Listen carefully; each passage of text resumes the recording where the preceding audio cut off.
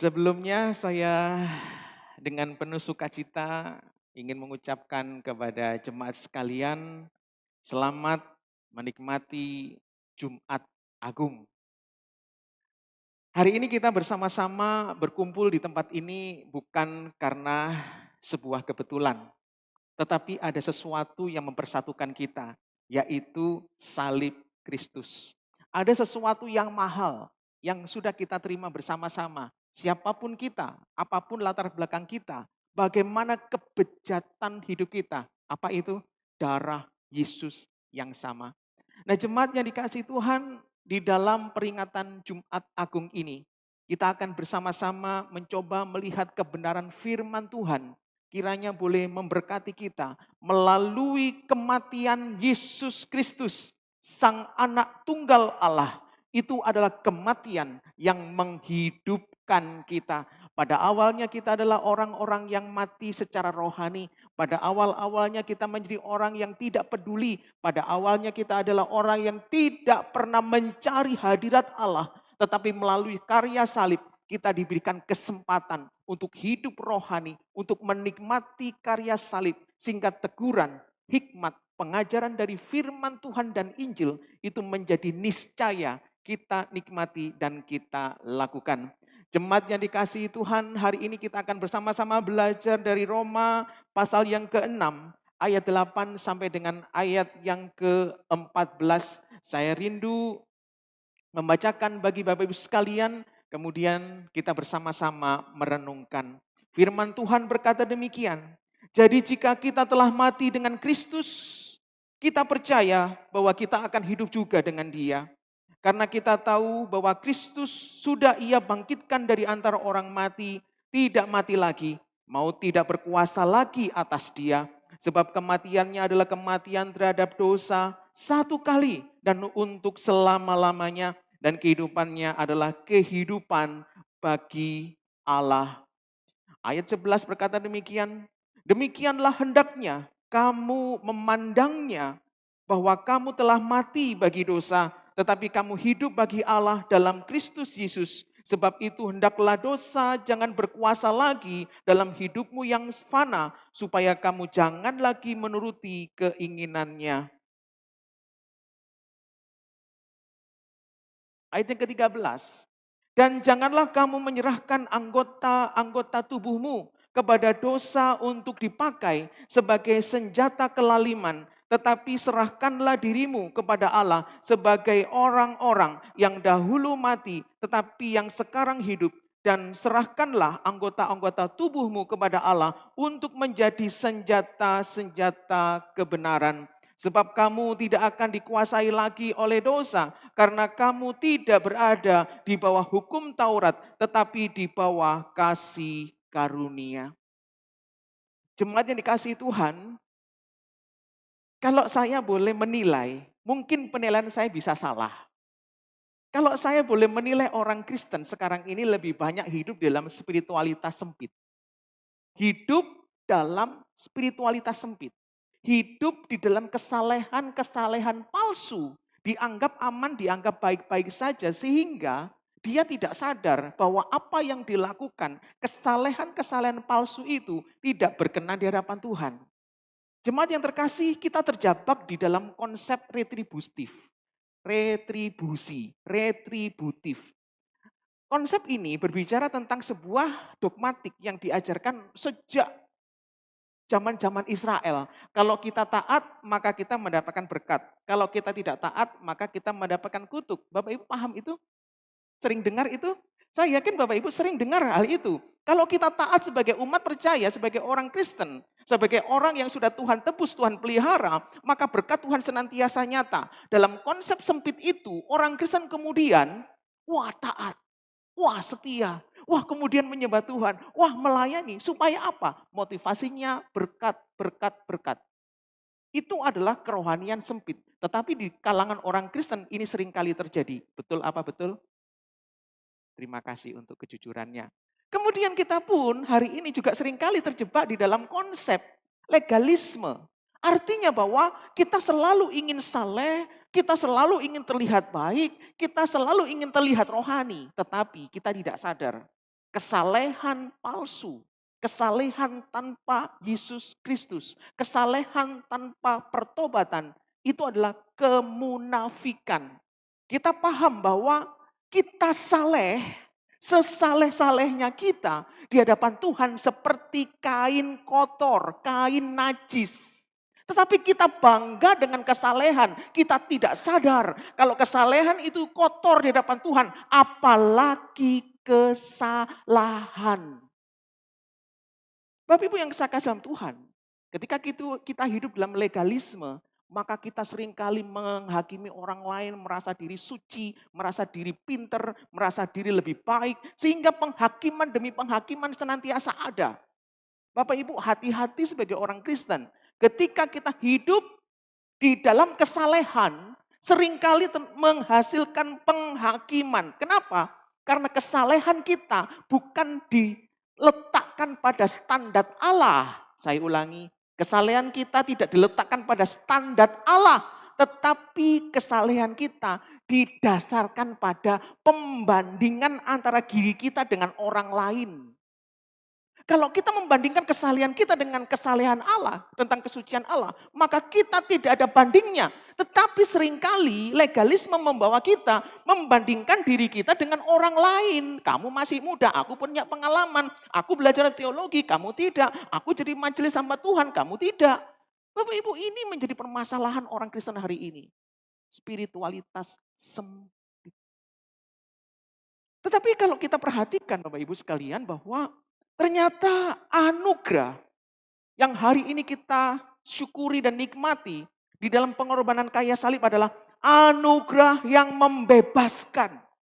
Bagaimana kita paham belenggu dosa, kuasa dosa, berbagai macam hal yang mengikat kita di dalam hawa nafsu kita, semuanya telah dibebaskan melalui karya salib. Tetapi saya mau katakan kepada jemaat sekalian, bahwa anugerah yang membebaskan itu adalah anugerah yang mengikat kita kepada Yesus Kristus. Kita dibebaskan dari dosa supaya kita terikat dengan relasi dengan Yesus Kristus. Anugerah yang membebaskan kita dari berbagai macam kelemahan, membawa kita menjalin relasi yang semakin dekat dengan juru selamat dan Tuhan kita. Relasi yang membebaskan kita dari segala macam kelemahan justru membawa kita semakin intim melekat erat dengan Allah pencipta, penebus dan pemelihara hidup kita. Sehingga kalimat-kalimat yang kita baca tadi Bapak Ibu sekalian mencerminkan ucapan syukur yang luar biasa bagi kita. Bahwa di tengah-tengah keberdosaan ada Yesus yang menanggung dosa itu. Di tengah-tengah ketidakmampuan kita membereskan dosa, ada Allah yang menjadi manusia, firman menjadi manusia, menanggung murka Allah di atas kayu salib. Seharusnya murka Allah itulah yang kita tanggung secara pribadi. Jemaat yang dikasih Tuhan, maka sangat menarik kalau kita perhatikan perikop yang kita baca tadi, mulai dari ayat yang ke-8 sampai dengan ayat yang ke-10, berbicara tentang persekutuan dengan Kristus. Ayat 8 sampai dengan ayat yang ke-10 mengajarkan kepada kita tentang apa yang Kristus lakukan bagi kita. Kemudian ayat 11 sampai dengan ayat ke-13 mengajarkan tentang kita yang sudah ditebus, kita yang sudah menikmati persekutuan dengan Kristus, diajarkan bagaimana kita menghidupi persekutuan dengan Kristus itu. Ini berbicara tentang bagaimana orang Kristen hidup dalam anugerah keselamatan. Kemudian bagian yang ketiga ayat ke-14 kita belajar tentang janji kemenangan orang Kristen yang sudah ditebus dari berbagai macam kelemahan dosa dan murka Allah. Maka di dalam perjuangan rohani, jatuh bangunnya di dalam dosa, seringkali merasa putus asa. Tetapi ayat ke-14 mengajarkan ada satu jaminan kemenangan. Jemaat yang dikasih Tuhan, inilah adalah poin yang penting untuk kita pelajari, kita syukuri, kita nikmati di dalam ibadah peringatan Jumat Agung ini. Izinkan saya membahas satu persatu perikop tersebut dan Bapak Ibu Jangan cuma melototi saya, gitu ya. Dengarkan, jika nanti ada berbagai macam hal yang ingin didoakan, maka kita bisa bersama-sama berdoa. Bapak, Ibu, dan saya bisa jatuh bangun di dalam dosa, tetapi yakinlah Bapak Ibu tidak sendirian. Mari kita membangun sebuah komunitas yang saling menguatkan. Yang pertama kita akan belajar di dalam ayat yang ke-8 sampai dengan ayat yang ke-10 Bapak Ibu. Mengajarkan bagaimana Kristus mendamaikan kita dengan Allah.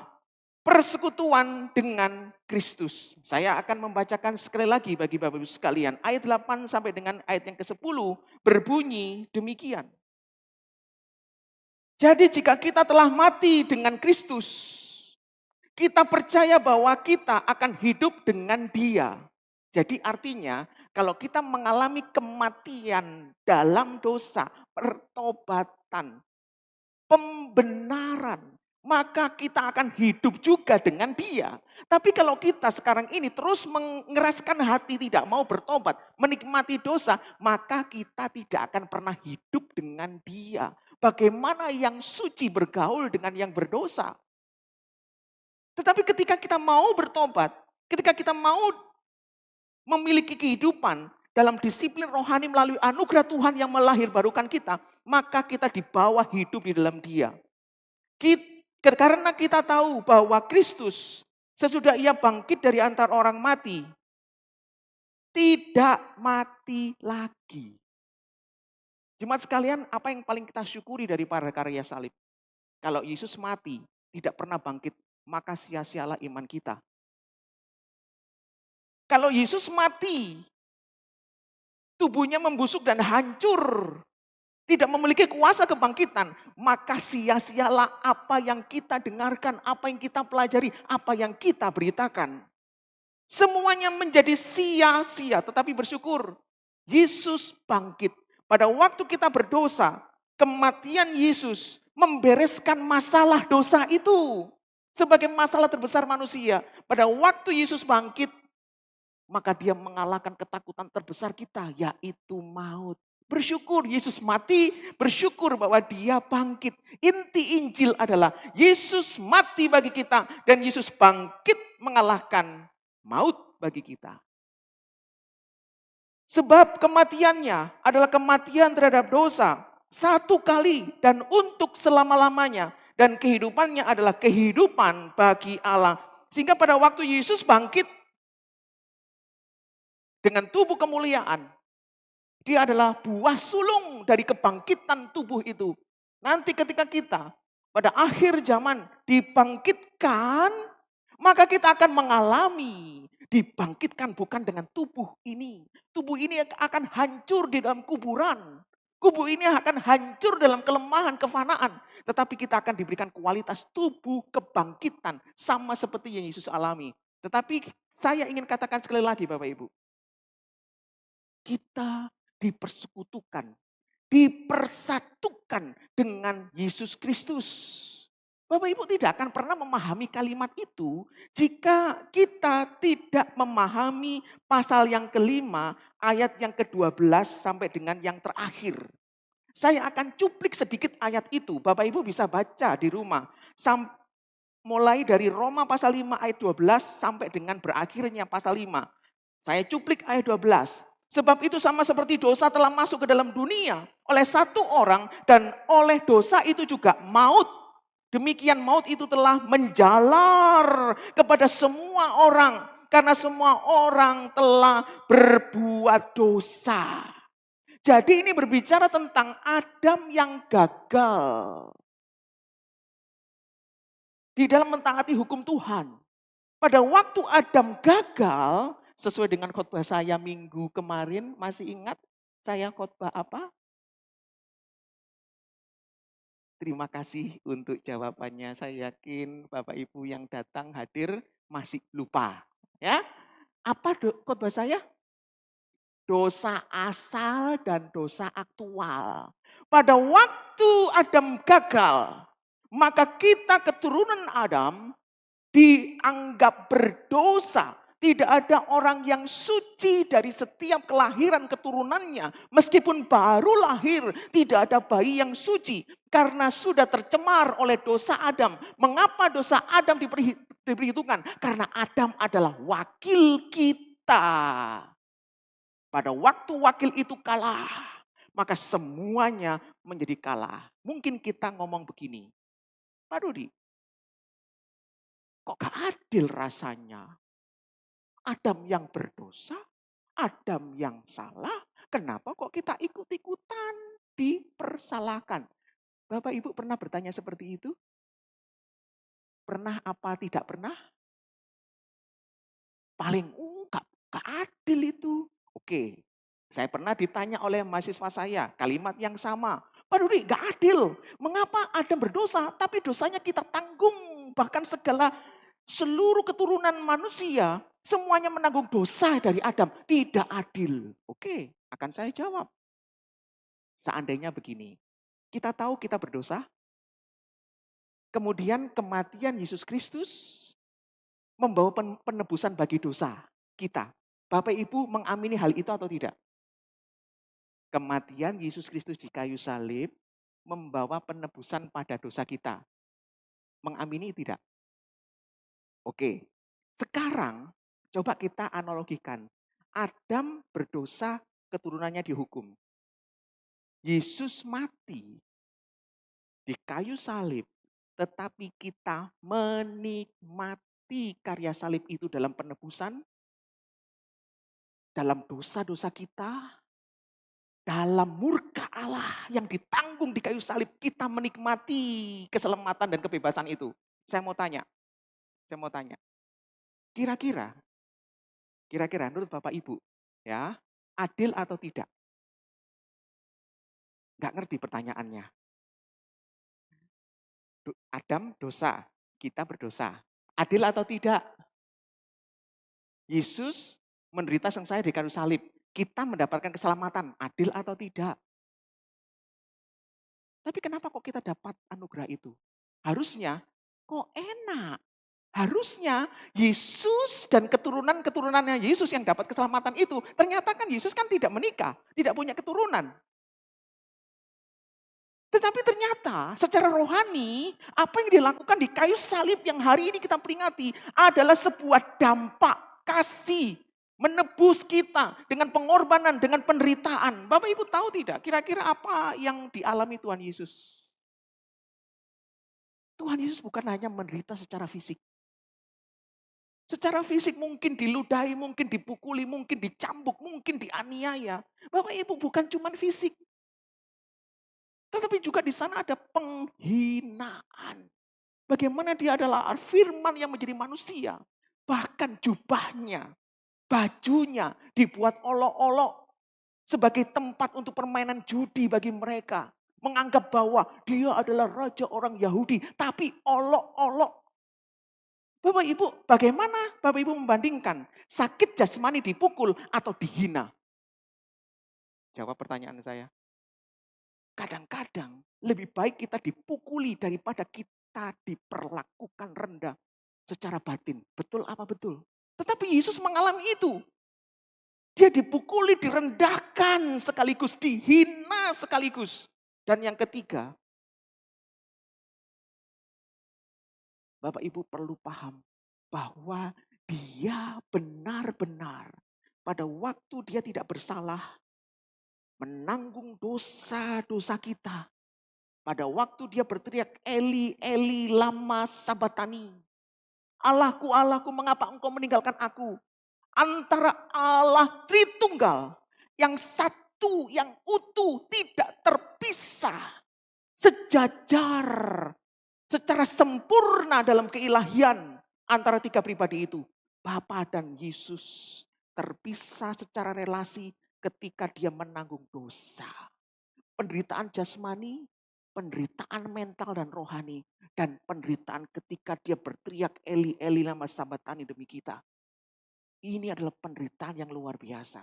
Tapi dia rela melakukan demi kita bukan? Nah sehingga kalau kita berkata Tuhan tidak adil.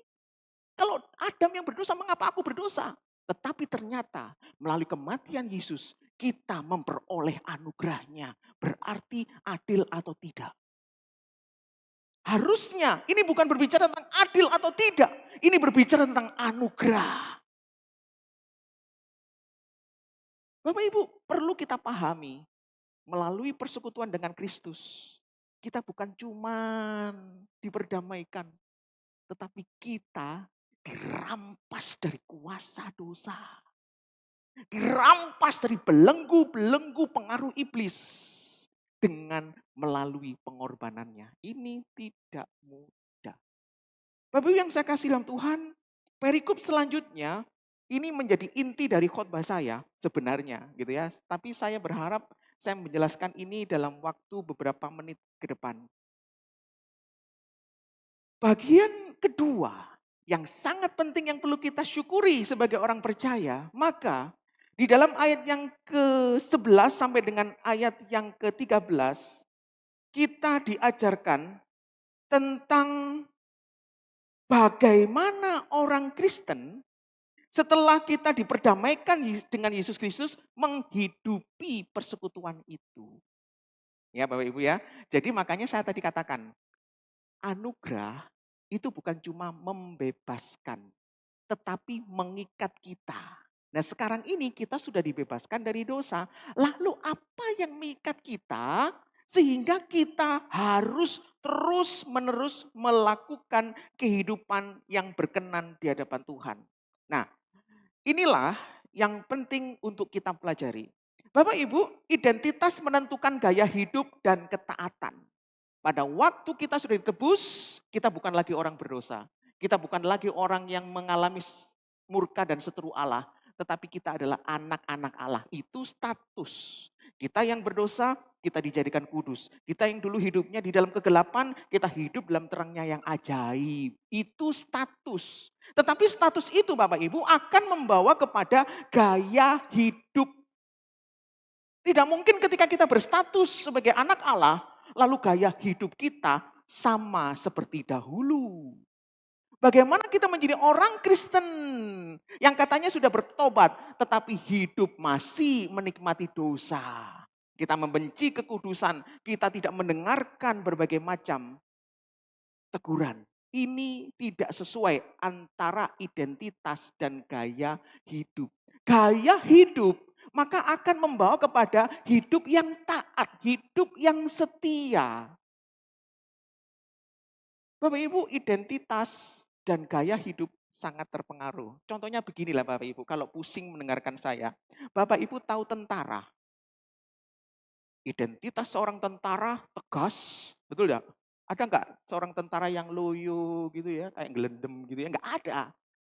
Kegiatannya, tujuan hidupnya, semuanya jelas. Kenapa? Identitasnya menuntun kepada gaya hidupnya sebagai seorang tentara. Makanannya dijaga. Wah, makanannya itu bukan mie instan Bapak Ibu.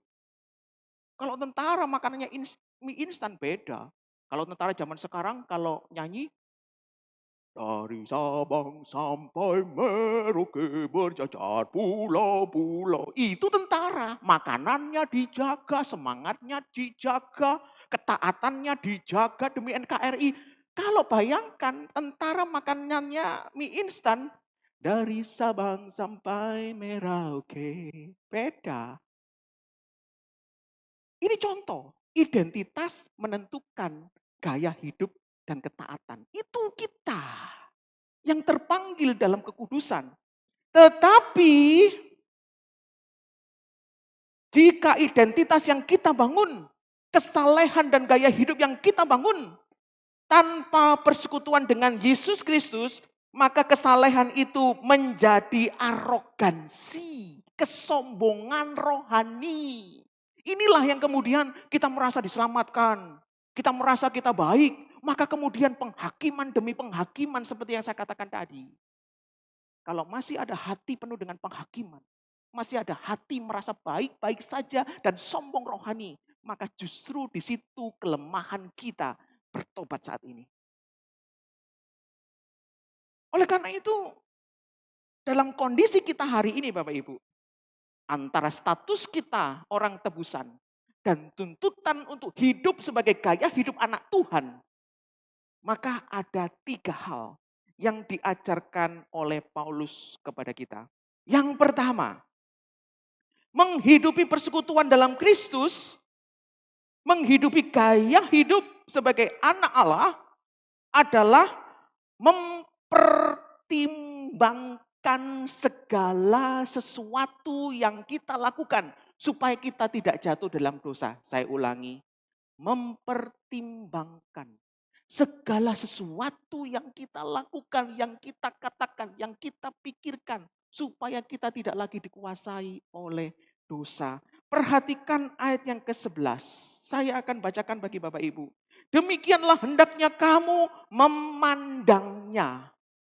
Kata memandangnya itu dalam bahasa Yunani logisomai, logika, ya kata dasarnya nanti akan menjadi logika, itu adalah perspektif.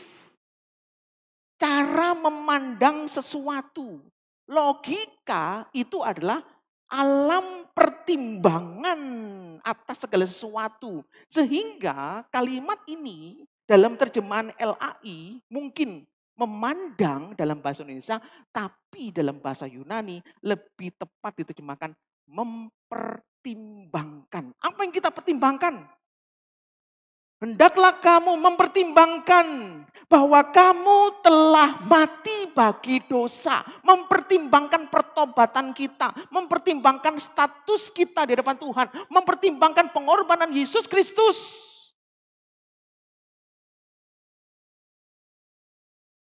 Dan mempertimbangkan bahwa kita hidup bagi Allah. Bapak Ibu, pertimbangan itu menjadi sangat penting. Pertimbangan itu berbicara tentang hikmat, hati yang sudah dipulihkan, diterangi oleh Injil. Sehingga hati itu peka pada kebenaran, etika moral, ketaatan, kesetiaan. Tapi semuanya berawal dari sebuah pertimbangan. Bapak Ibu, contoh saja sederhana begini. Kalau seandainya saya adalah seorang olahragawan, anggap saja olahraga sepak bola. Bapak Ibu, kira-kira ngomongi tentang disiplin pemain sepak bola profesional, makannya diatur atau tidak? Waduh, sembarang wis, namanya olahragawan nanti dibuat olahraga keringetan hilang. Apakah begitu? Ini belum masalah artis. Kalau artis Korea, Bapak Ibu ya, makan, minum ditakar. Semuanya itu ada sebuah konsekuensi. Tapi bayangkan Bapak Ibu, seandainya saya adalah olahragawan, saya artis yang harus menjaga body. Ketika saya mau makan, kepingin, waduh, kepiting asam manis, ya gitu ya. Kira-kira dalam hatinya itu mikir tidak? Waduh, boleh enggak ya sama pelatihku? Ada enggak kalimat-kalimat kayak begitu? Ada enggak pemikiran-pemikiran untuk menghindari itu? Harusnya identitas kita mengarah kepada pertimbangan-pertimbangan. Janganlah nanti gendut ya apa, nanti jelek dilihat di kamera. Janganlah nanti olahragawan masa perutnya buncit. Kadang-kadang pertimbangan-pertimbangan itu menjadi penting secara rohani. Jangan ampuni, silakan pelihara dendammu. Silakan kamu hidup dalam kemunafikan. Silakan kamu hidup di dalam hawa nafsu. Bapak Ibu, ketika kita diberhadapkan dengan berbagai macam godaan-godaan itu secara dosa, maka pertimbangan-pertimbangan itu penting. Masakah Yesus sudah menebus aku? Yesus sudah menebus tubuhku, pikiranku, hatiku, hidupku.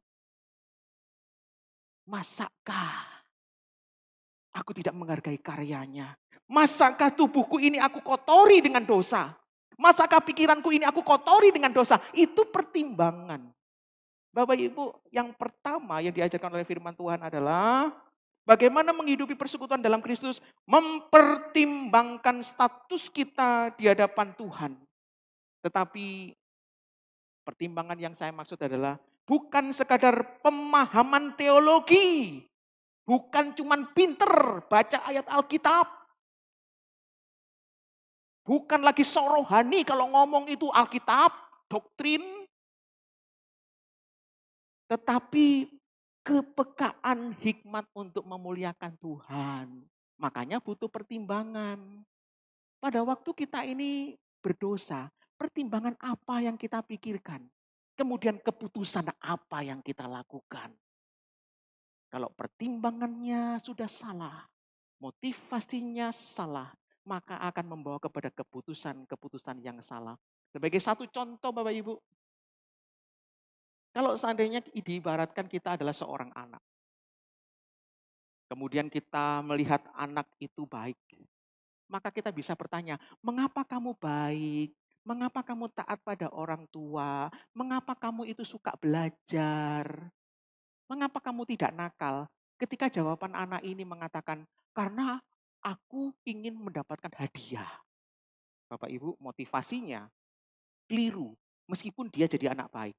Anak yang kedua, mungkin kita tanya, mengapa kamu taat pada papa mama? Oh iya, karena aku takut dihukum. Motivasinya keliru, tapi tetap menjadi orang baik. Tetapi melalui pertimbangan hikmat untuk memuliakan Tuhan. Anak yang ketiga berkata, mengapa kamu jadi anak baik? Karena aku tidak ingin melukai hati papa mama. Sama halnya pertimbangan kita sebagai orang percaya. Mengapa kita harus saleh? Mengapa kita harus mentaati Tuhan? Mengapa di dalam kehidupan rohani kita harus bertumbuh? Karena kita mengasihi Tuhan, kita tidak mau membawa kedukaan bagi Tuhan, membuat Allah menangis demi dosa dan pemberontakan kita. Itu adalah pertimbangan rohani. Bapak Ibu sekalian, sampai hari ini kita saleh, apa alasannya? Nah, ini pertimbangan. Kemudian yang kedua, kita diajarkan bahwa menghidupi persekutuan dalam Kristus adalah menolak dosa. Menolak dosa. Saya akan bacakan ayat 12. Sebab itu hendaklah dosa jangan berkuasa lagi dalam tubuhmu yang fana. Kata tubuh yang fana bukan berarti tubuh ini yang dimaksud. Kata Yunani yang dipakai untuk tubuh, itu bukan hanya merujuk kepada daging, kepada tubuh jasmani, tetapi secara total kehidupan manusia. Jadi, dosa jangan berkuasa lagi atas hidupmu. Supaya kamu jangan lagi menuruti keinginannya. Ini menarik Bapak Ibu. Kenapa saya mau katakan menarik? Begini. Kalau kita berbicara tentang dosa, dosa itu bukan sekadar tindakan. Membunuh, mencuri, itu yang kelihatan, tindakan aktif. Termasuk tindakan yang tidak kelihatan, mesum, iri, dengki, marah, dendam. Itu semuanya adalah dosa. Dosa kita kategorikan sebagai tindakan aktif atau tidak aktif, kelihatan atau tidak kelihatan. Tetapi sebenarnya dosa ini adalah Tuhan yang berkuasa. Makanya di dalam ayat yang ke-12 tadi berkata, supaya dosa tidak berkuasa atas hidupmu. Hidup saudara dan saya. Artinya dosa selalu diterjemahkan sebagai sesuatu yang mengikat. Sesuatu yang tidak mungkin membawa kita mampu untuk berjuang dengan kekuatan kita tanpa anugerah Tuhan. Ini berbicara tentang Tuhan yang berkuasa. Siapa atau apa yang menjadi berhala? Itu dosa.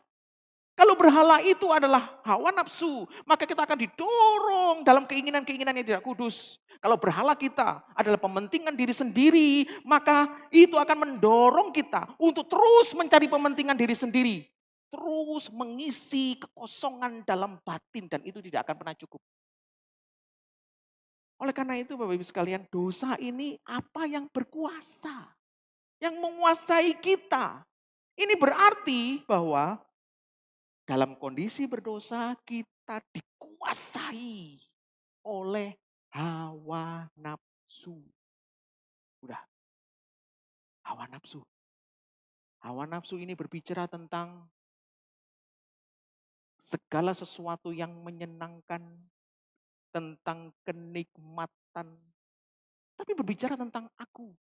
Kenikmatan yang kita kejar bukan untuk orang lain, tapi untuk diri sendiri. Kenikmatan yang aku kejar tidak peduli dengan orang lain. adalah kenikmatan yang tidak pernah kita rasa cukup. Selain tidak pernah bisa merasa cukup, maka kita tidak bisa menundanya. Hawa nafsu memiliki 4 karakteristik.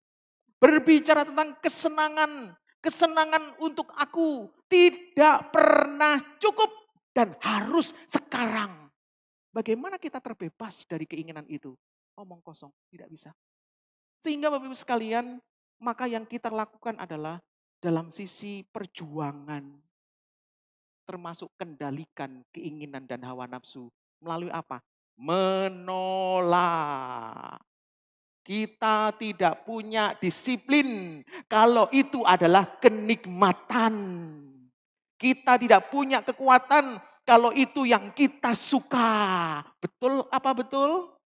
Kita lemah dalam hal menolak dosa meskipun itu keinginan kita. Meskipun itu membawa jaminan-jaminan yang membawa kepada kesejahteraan jasmani duniawi. Kita harus berani menolak. Anak-anak muda tolong pikirkan kata-kata saya. Ketika engkau tidak menolak dengan tegas hal-hal yang tidak memuliakan Allah, maka engkau akan berakhir dengan penyesalan-penyesalan. Apakah itu dalam pergaulan, apakah itu dalam seksualitas, apakah itu dalam berbagai macam hal yang membuat kita bodoh. Menolak. Kita butuh kekuatan untuk menolak. Kemudian Bapak Ibu sekalian, yang ketiga, bagaimana kita menghidupi persekutuan dengan Kristus? Dikatakan di dalam ayat yang ke-13, bukan sekadar senjata.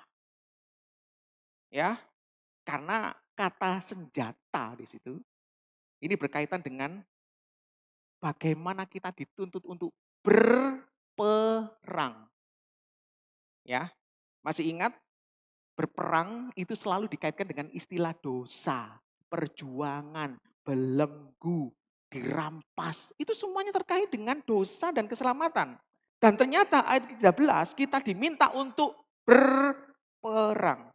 Saya akan bacakan ayat ke-13. Dan janganlah kamu menyerahkan anggota-anggota tubuhmu kepada dosa untuk dipakai sebagai senjata kelaliman. Tetapi serahkanlah dirimu kepada Allah sebagai orang-orang yang dahulu mati, tetapi yang sekarang hidup. Dan serahkanlah anggota-anggota tubuhmu kepada Allah untuk menjadi senjata-senjata kebenaran. Bapak Ibu, pada waktu kita berdosa, pada waktu kita masih dikuasai oleh hawa nafsu, maka seluruh hidup kita, tubuh kita, pikiran kita, perasaan kita adalah senjata untuk dosa. Ini seperti peperangan rohani. Pada waktu kita sudah memiliki status dibenarkan oleh anak Allah, maka jangan pakai tubuh kita, hidup kita, bukan sebagai senjata kelaliman, senjata dosa, senjata pelanggaran pada hukum Allah, tapi pakailah, persembahkanlah. Tubuh kita ini, hidup kita ini, pikiran dan perasaan kita ini sebagai senjata melawan dosa. Sebagai senjata kekudusan. Bapak Ibu, mungkin kita lemah, kita jatuh bangun dalam dosa, tetapi percayalah satu hal, bahwa mungkin kita tidak punya kekuatan melawan dosa, melawan iblis. Saya yakin kita pasti kalah. Tetapi janganlah melawan mereka, dosa-dosa dan iblis. Kalau kita lemah, justru arahkan hati kepada Tuhan. Arahkan hati kepada salib. Berjalanlah semakin mendekat kepadanya. Terus semakin dekat ke dalam kemuliaan Allah. Maka itu salah satu kita untuk berperang melawan dosa. Dan harus memakai pikiran, perasaan, kehendak, tubuh kita dan totalitas hidup kita. Bukan sekadar senjata, tetapi pengabdian diri kepada Allah dan kebenaran. Kalau kita sudah tebus melalui darah Kristus, sudah. Abdikan diri, membayar harga, berjuang dalam jatuh bangun kepada Allah, arah kebangkitan Yesus Kristus. Kemuliaan Allah. Dan segala hal yang Kudus. Ya, Bapak Ibu, istilah ini menjadi sebuah perjuangan kepada Allah dan kebenaran. Bukan sekadar tidak berdosa. Bapak Ibu, ini penting ya. Kadang-kadang kita ngomong, aku hari ini tidak berbohong. Oh berarti aku tidak berdosa satu. Bukan dihitung begitu. Oh hari ini aku tidak berzinah. Oh berarti oke, aku baik satu. Bukan begitu. Tetapi berbicara tentang teruslah berjuang dalam disiplin rohani menghadap kepada kekudusannya. Tinggalkan dosa sejauh-jauhnya. Inilah cara kita yang diajarkan oleh kitab suci untuk menghidupi persekutuan dalam Kristus. Pertama, mempertimbangkan segala hal supaya kita tidak jatuh dalam dosa. Yang kedua, menolak berbagai macam dosa dan keinginan dosa. Dan yang ketiga, kita berperang melalui anugerah Tuhan. Segala sesuatu yang Tuhan limpahkan bagi kita untuk mengarah kepada kemuliaan namanya. Dan kemudian bagian yang terakhir Bapak Ibu, saya ingin singkat menjelaskan kepada kita semua. Di tengah-tengah jatuh bangunnya kita, kadang-kadang kita merasa putus asa. Saya pernah pada waktu itu berkomitmen tentang salah satu dosa. Anggap saja dosa itu adalah dosa zaman SMP saya itu ya. Dosa main game. Bapak Ibu kalau main game, pulang sekolah, main game sampai malam, menangan pula. Dulu itu zamannya bukan HP. Zaman dulu itu tahu ya yang mesinnya besar, ada TV besar, kemudian video game. Bapak Ibu berangkat sekolah main game. Pulang sekolah main game. Keterikatan-keterikatan itu maunya saya mau hilangkan. Tetapi ternyata Bapak Ibu, ini termasuk contoh dosa yang kecil. Contoh dosa yang kecil. Saya berjuang 1 hari. Wah berhasil, senang. Wah 2 hari, 1 minggu, senang. Wah aku berhasil tidak main video game. Bapak Ibu 1 bulan. 3 bulan saya tidak main video game. Wah merasa bangga. Wah. Lalu suatu ketika, ayolah di ulang tahunku, tak traktir main video game. Gak usah aku gak mau, udahlah sekali tok. Semua aku, gak gelem aku harus bertobat aku. Wes sekali saja. Zaman dulu itu harganya 100 perak. Ya wes sekali aja ya. Wah, akhirnya mainlah saya. Bapak Ibu apa yang terjadi selanjutnya? Tadi berhasil 3 bulan sombong. Lalu kemudian jatuh sekali main. Ternyata saya tidak mampu lagi membendung semua yang saya tahan selama 3 bulan. Keluar semua. Lebih parah. Dosa, kalau kita tahan-tahan, merasa baik-baik, merasa sombong, merasa bisa. Suatu ketika jatuh dalam dosa yang sama, kita akan lebih parah. Tetapi firman Tuhan di dalam ayat yang ke-16 menarik sekali. Dikatakan di sana ada janji kemenangan. Saya akan bacakan. Sebab kamu tidak akan dikuasai lagi oleh dosa. Karena kamu tidak berada di bawah hukum Taurat, tetapi di bawah kasih karunia. Sehingga pada waktu kita ingin jatuh bangun dalam dosa, jangan merasa bahwa kita memiliki dosa yang paling besar. Anugerah Tuhan itu tidak cukup bagi kita. Jangan. Justru andalkan Tuhan. Upayakan jangan lagi melirik dosa. Tinggalkan dosa. Lihat kekudusannya. Lihat karya salib. Lihat segala hal yang memuliakan Allah. Karena kemenangan sudah dijaminkan bagi kita. Jangan ada keputusasaan atau merasa anugerah Allah tidak cukup. Kita terima. Saya mau berikan satu contoh kecil. Bapak Ibu dalam sebuah peperangan.